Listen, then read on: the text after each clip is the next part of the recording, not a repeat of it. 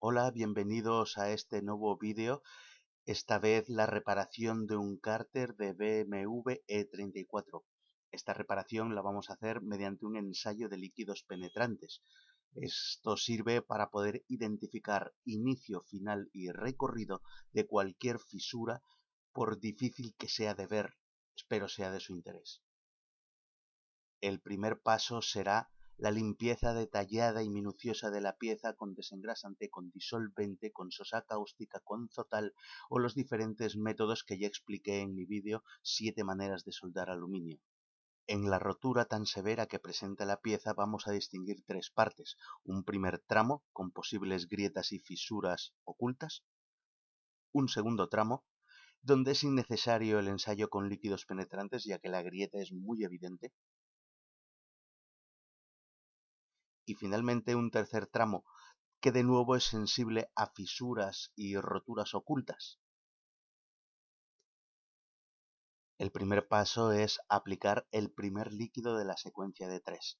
Es el líquido marcador, un color rojo granate intenso. Lo aplicaremos especialmente en las zonas más sensibles donde el ensayo es más importante. Tal vez hayamos echado más de lo necesario. El siguiente paso es impregnar un trapo o esponja con el segundo líquido de la secuencia de 3, que es el líquido limpiador. Una vez impregnado el trapo o esponja, lo aplicamos sobre la superficie para limpiar todo el exceso del primer líquido que habíamos puesto, ese color rojo marcador.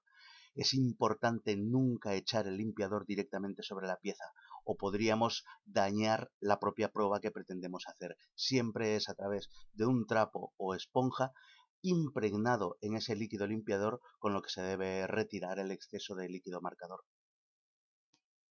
Por fin debemos aplicar el tercer paso, el tercer líquido, que es el líquido revelador. Una cierta cantidad sobre la superficie bastará para asegurarse que ese líquido marcador emerja con ayuda del revelador para declararnos exactamente dónde están todas las fisuras y grietas que pueda haber ocultas en la pieza. Aquí tenemos los resultados una vez dejado actuar unos minutos ese líquido revelador. Pues bien, vemos con muchísima exactitud los trazos, los puntos de inicio y final de cada una de las fisuras. Si lo dejáramos actuar más tiempo, aún se vería con más nitidez. Esta es una secuencia que dura 48 segundos. En esos 48 segundos podemos ver perfectamente cómo la línea roja de la fisura va acusando progresivamente, se va haciendo cada vez más ancha. Esto es con ayuda del líquido revelador, que lo que hace es, por efecto capilar, permite la subida, la salida de todo ese color rojo indicador que habíamos echado en el primer paso. Tal vez por ser una secuencia lenta no se acusa tan rápidamente, pero en cuanto acabe la secuencia de 48 segundos podremos ver una repetición acelerada donde esto queda mucho más evidenciado. En esta repetición acelerada se ve perfectamente cómo se ensancha el indicador. Vamos a ver con exactitud sobre la pieza la secuencia de trabajo. Primero, una limpieza minuciosa. Segundo, la aplicación de ese líquido indicador de color rojo intenso. El siguiente paso es limpiar con un trapo o esponja impregnados el exceso de líquido limpiador de la superficie. Por último, aplicar el líquido revelador, que es el que hará aflorar todo el indicador rojo intenso, dejando evidenciado las fisuras y roturas que hay en la pieza. En este esquema está explicado perfectamente el funcionamiento del ensayo de líquidos penetrantes, partiendo de una pieza perfectamente limpia. El primer paso es aplicar el líquido rojo indicador. Debemos dejar un par de minutos, no hace falta tanto, para que este líquido se infiltre perfectamente en la pieza y en las fisuras. Seguidamente, impregnar un trapo o esponja con ese líquido limpiador, el segundo líquido, nunca aplicando el líquido directamente sobre la pieza. El trapo o esponja impregnado se utiliza para limpiar todo el exceso de líquido indicador de la superficie de la pieza.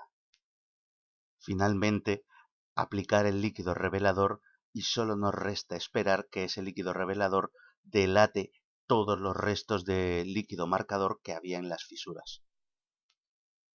Una vez aclarado exactamente el inicio, final y recorrido de cada fisura, el siguiente paso es perforar, es agujerear en cada punto final de esas fisuras. Esto es importante utilizar una broca de 3 o 4 milímetros, no necesitamos más. Este procedimiento de taladrar debemos hacerlo muy minuciosamente en cada una de las puntas de fisura que encontremos dentro de la pieza. Es importantísimo. La razón de hacer esos agujeros es que allí donde acaba la fisura existe siempre un riesgo. Es posible que por dilatación al soldar la pieza o incluso el esfuerzo durante su trabajo cotidiano, esta pieza permita que esa fisura avance por la brecha que ya está abierta. En cambio, al abrir el agujero, los esfuerzos que la brecha puede hacer se reparten y dispersan por todo el perímetro del agujero que hemos hecho. Así que las posibilidades de iniciar una nueva rotura disminuyen drásticamente. Este principio físico de perforar un agujero para que el esfuerzo que viene por una línea tenga que dispersarse es algo que se aplica a muchos otros diseños, no solamente este caso. Antes de soldar conviene chaflanar la pieza. El arranque de viruta nos va a asegurar la descontaminación superficial del material. Además, ese chaflanado favorece la penetración del cordón. Conviene recordar que al tratarse de aluminio siempre recomendaremos velocidades de giro bajas en la fresa, rondando las 2000 revoluciones por minuto sería lo ideal. Las velocidades muy altas, 20.000 revoluciones, muy rápidamente obturan, atascan y embozan la fresa y hacen muy difícil el arranque de material. La unión una vez chaflanada presenta este aspecto. Y ¡plaf! Terrible agujerazo por falta de habilidad con la fresa. Menos mal que hay mejores habilidades soldando. Y ¡zas! Otro agujerazo por falta de habilidad con la fresa. Todo esto no es deseado y desde luego tendremos que poner empeño para arreglarlo con habilidad mientras soldamos. El próximo paso es puntear la pieza a intervalos. Hay que hacer punteados a ciertas distancias, tratando que sean regulares dentro de la medida de lo posible y razonable, y una vez punteada ya estaremos en disposición para soldarla. Este es el aspecto que tiene la pieza una vez punteada. El próximo paso es soldarla y para eso recomiendo el vídeo de mi propio canal sobre soldadura en aluminio de fundición. Allí hay referencias muy exactas sobre el proceso. Aquí tenemos la pieza finalmente acabada con su soldadura en TIG.